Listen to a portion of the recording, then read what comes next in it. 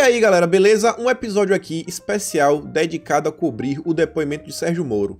Tirando vantagem aqui do fuso horário, enquanto vocês dormiam aí a madrugada toda, passei aqui o dia na internet coletando todas as informações disponíveis sobre quem eram os delegados que estavam envolvidos, quem é o advogado de Sérgio Moro, assessores e por aí vai, o pessoal todo envolvido, né? A gente vai falar também desse final do depoimento que mais parecia uma festa com direito a pizza, e digo pra vocês que essa pizza até trouxe mais algumas revelações para o depoimento, falando coisa séria mesmo. Sérgio Moro aí que trouxe mais de 15 meses de prints e por aí vai. Também vamos falar sobre as falas de Jair Bolsonaro ao longo do dia, vídeos que ele soltou, o pronunciamento da manhã no Palácio da Alvorada. Vamos falar da manifestação de ontem em Brasília e da mega manifestação em Brasília que está marcado para hoje. Então, sem muitas delongas, vamos começar sobre o início do dia. Vamos falar primeiro de Bolsonaro.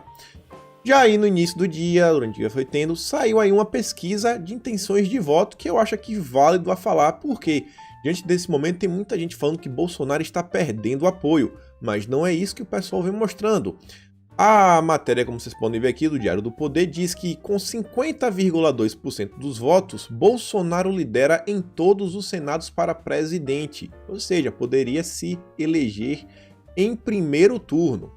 E isso porque o pessoal está falando que Bolsonaro não tem apoio. Tem também aqui um gráfico que foi liberado aqui, ó, de projeções aqui, um gráfico de barra com a porcentagem. Inclusive tem até a figura já do Sérgio Moro. E ainda assim vocês percebem essas pesquisas que nunca refletem, né, a realidade. Vocês percebem que Bolsonaro lidera com folga e atrás é um pessoal, né? Você vê que o PT ainda fica atrás de Moro, mas em comparativo, aquele pessoal da velha esquerda e da nova esquerda, como Luciano Huck, Amoedo, Dória, seguem sem chance nenhuma de serem eleitos presidentes. Mas enfim, o dia começou mesmo com Bolsonaro fazendo aí um print, quer dizer, um print não, uma publicação no Facebook dele, que ele também colocou no Twitter, bem intrigante, que ele coloca um vídeo sobre a questão do seu atentado contra ele, né, que é quem mandou matar Bolsonaro. E Bolsonaro faz alguns questionamentos. Primeiro, os mandantes estão em Brasília. O Judas, que hoje deporá, interferiu para que não se investigasse. Nada farei que não esteja de acordo com a Constituição, mas também não admitirei que façam contra mim e ao nosso Brasil, passando por cima da mesma. Bem estranho, né? Bolsonaro não faria essas perguntas de forma aleatória. E o mais interessante mesmo para mim ao longo do dia de Bolsonaro também frequentou aí padarias, andou pelas ruas para mostrar que estava com o apoio do povo, mas foi o pronunciamento da manhã do Palácio da Alvorada. E vou mostrar aqui para vocês o vídeo, vocês podem aqui acompanhar comigo. Vejam só o que Bolsonaro falou. Você, nós somos você. Nós somos Bolsonaro. Ninguém vai fazer nada ao arrepio da Constituição. Fique tranquilo. Amém. Ninguém vai querer dar um golpe em cima de mim, não. Pode ficar tranquilo. Obrigado, nós somos você. Então vocês estão vendo aí que é interessante porque o dia começa e Bolsonaro fala, né, galera? Podem ficar tranquilos. Um dia que aparentemente estava para ser tenso, vocês veem no semblante de Bolsonaro ele realmente estava calmo e bem confiante. A gente conhece Bolsonaro, Bolsonaro não é de mentir. Então vamos voltar aqui, né? Começar a falar realmente do início do depoimento. O do início do depoimento é quando, é verdade, o chegar. Sérgio Moro ele não entrou pela porta da frente, ele entrou pela porta dos fundos. E eu tenho para vocês aqui o vídeo também, e não é muito assim bonitinho, viu? O pessoal não estava muito feliz com o Sérgio Moro, e vocês podem acompanhar e vejam só. Traidor! Traidor do Brasil! Traidor! Traidor do Brasil!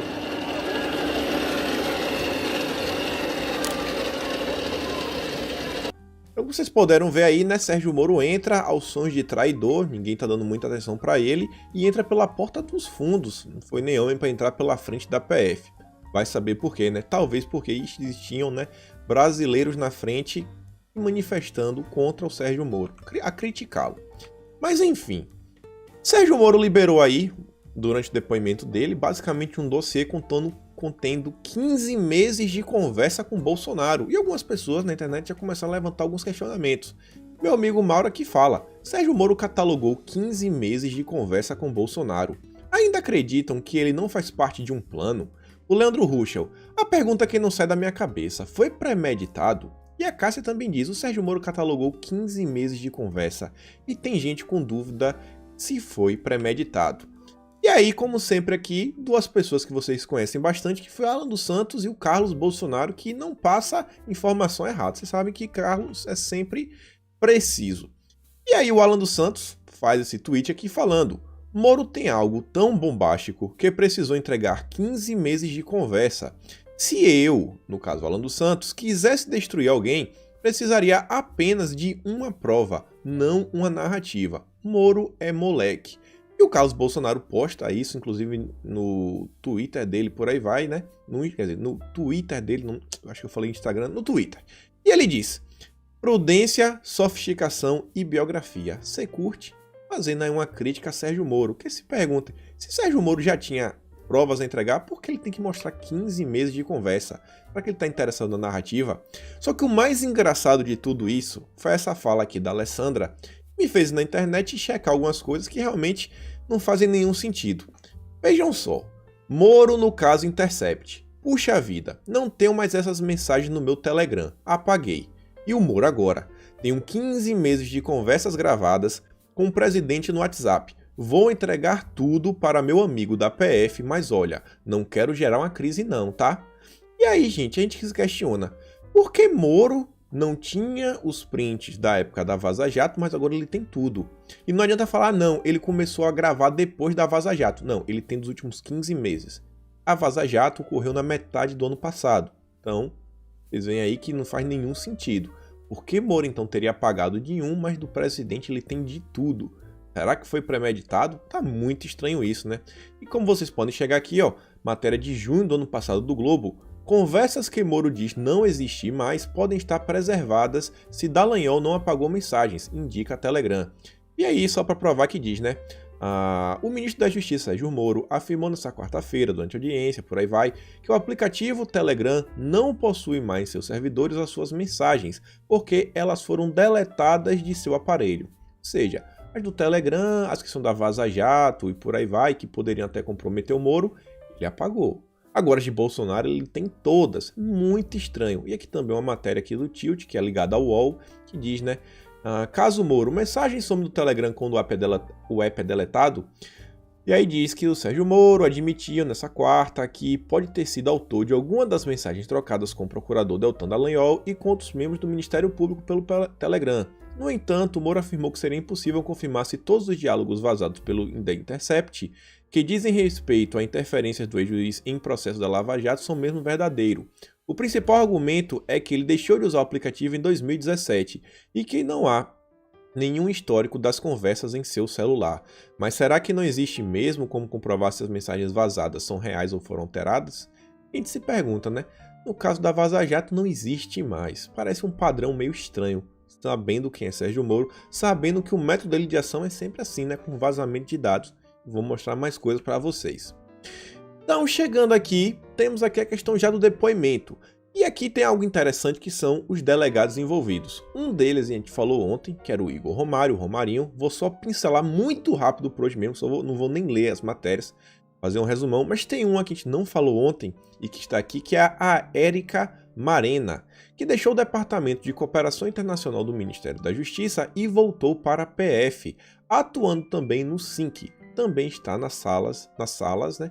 Um escrivão, deve ser na sala. Só que escreveu a matéria errada, a matéria do Bem Paraná. Então, quem é a Érica Marena que estava lá junto com o Sérgio Moro?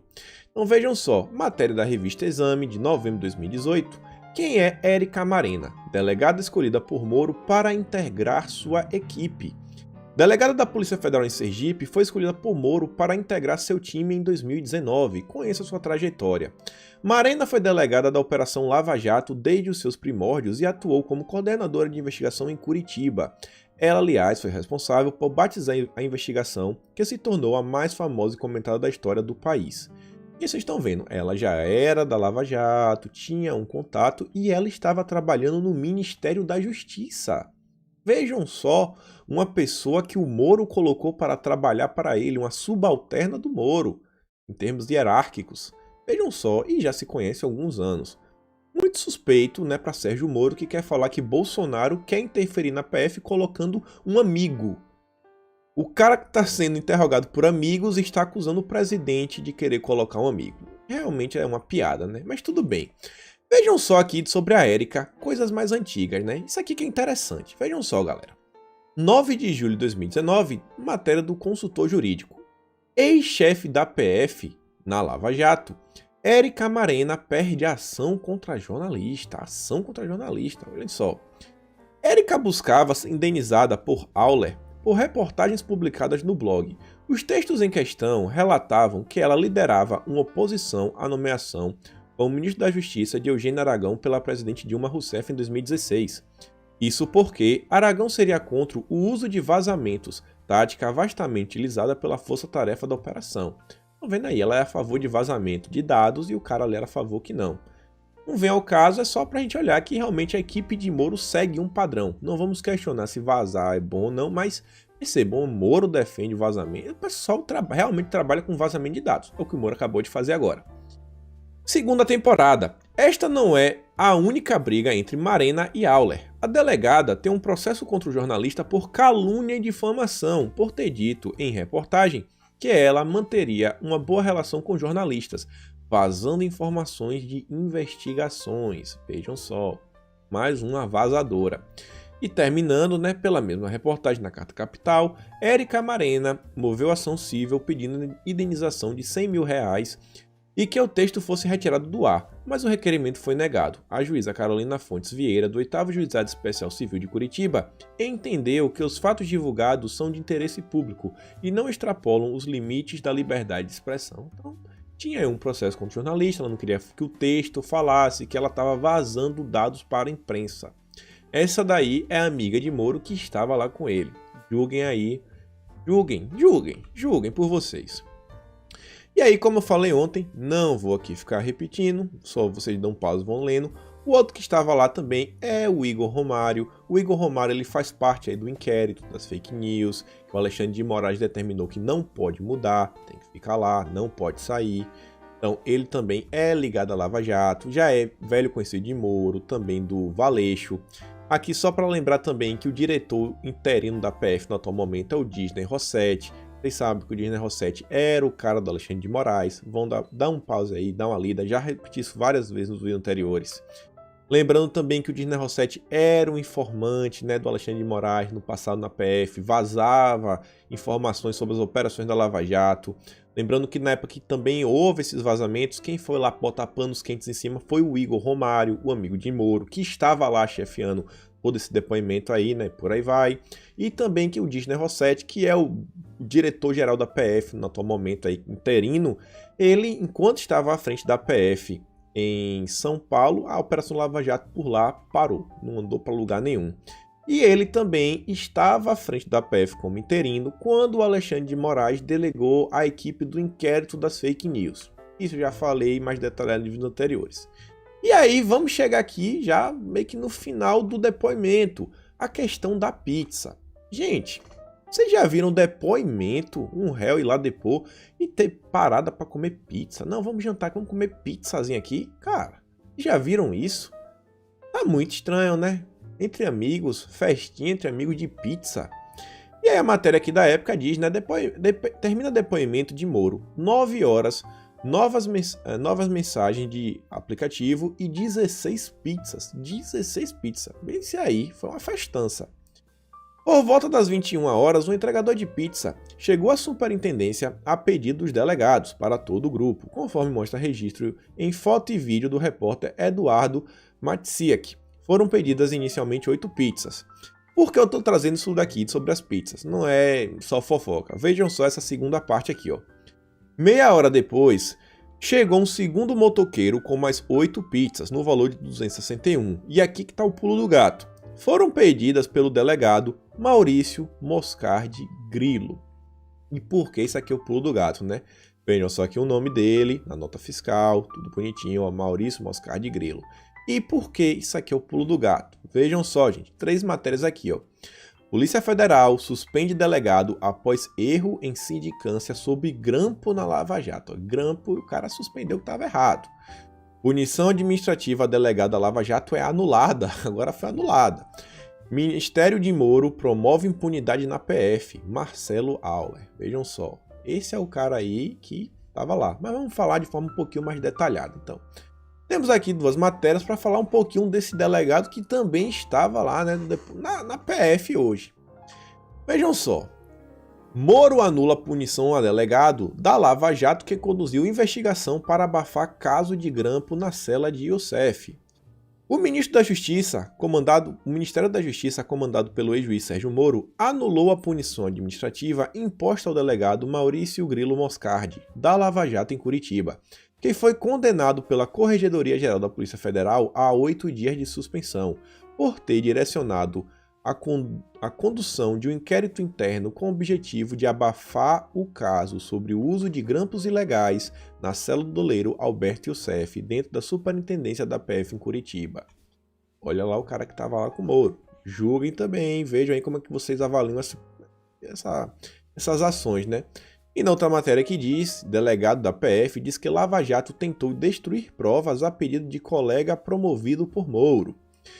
De acordo com as mensagens, outro delegado, Maurício Moscardi Grilo, teria pedido a Phantom para que um depoimento da doleira Nelma Kodama não seja anexado em um inquérito que investigava policiais desafetos da operação. Nas conversas, Moscardi disse para a Phantom não juntar o depoimento que tomou da doleira, Nelma Kodama, porque teria desagradado ao delegado quem? Romarinho, que também estava lá, olhem só, e prejudicaria o avanço da investigação. É muito estranho, não tá não, pessoal? Esse depoimento de Moro tá muito estranho. E aí, mais coisas, né, sobre o depoimento de Moro.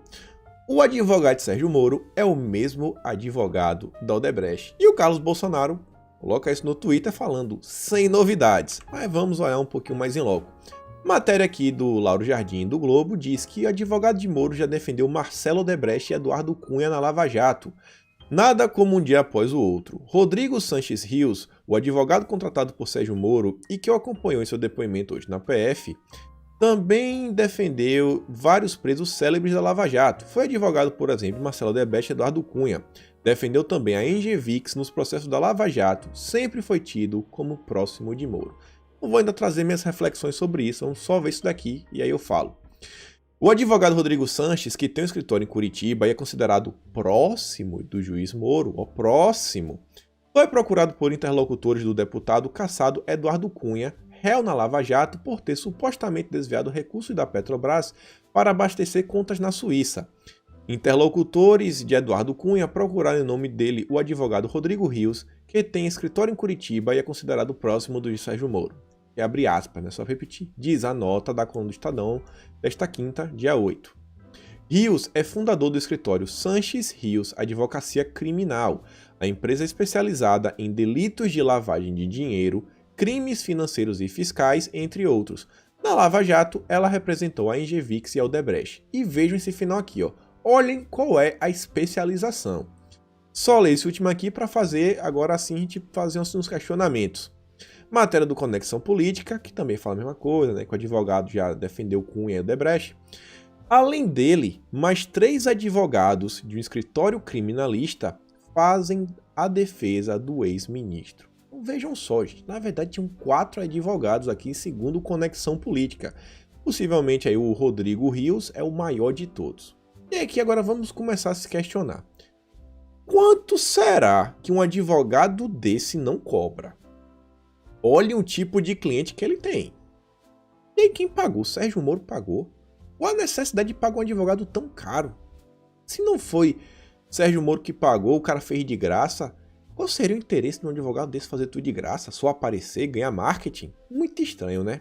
Segundo, Moro tem, em tese, tem provas aí mostrando que Bolsonaro estava influenciando na PF. E você tá levando um advogado que é especializado em lavagem de dinheiro, crimes financeiros e fiscais? Isso não é muito estranho também? E além disso, 4 advogados, esse advogado mais 4, mais 3, totalizando 4, é muito estranho, né? É muito estranho. Aquela história assim, quem não deve, não teme. Mas aparentemente aí, Moro, não sei, algo muito estranho, não sei como é que vocês julgam isso. Mas vejam só também, né? Alguns desdobramentos do depoimento de Moro. Bia Kicis diz que, agora na Globo News, assistindo em razão do Major Vitor Hugo, olhem só, o Haddad do PT já avisa que as posturas do Sérgio Moro endossam um pedido de nulidade dos processos contra Lula. Esse tipo de coisa que Moro vai conseguir com sua deslealdade, mostrando aí como o comportamento de Moro já está ajudando até o Lula. E quem compactua com essa mesma tese do Haddad é o Gilmar Mendes, que diz: Sérgio Moro estava muito próximo desse movimento político. Tanto é que na eleição, no segundo turno, ele fez aquele vazamento das confissões, das delações do Palocci. A quem interessava isso? Interessava ao adversário do PT. Vejam só, né? Vejam só a biografia do nosso exímio Sérgio Moro. Falando de Gilmar Mendes, vamos aqui também falar um pouquinho do STF. Hoje, um grupo de brasileiros também foi protestar na frente da casa do ministro. Não vou passar o vídeo, vocês podem procurar lá no Twitter, tá aí as arrobas do pessoal, tá aqui ó, @PatrickFolena, ele tem lá o vídeo. E acreditem se quiser, 3 pessoas foram detidas. Imaginem só, por estarem protestando, 3 pessoas foram detidas. Mas, em São Paulo, graças a Deus, temos os deputados Gil Diniz e o Douglas Garcia, que foram lá para prestar auxílio ao povo que estava apenas exercendo o seu poder, né? O seu poder e direito de protestar contra ações de um ministro que, pelo amor de Deus, né? Não tem nem o que falar de Alexandre de Moraes.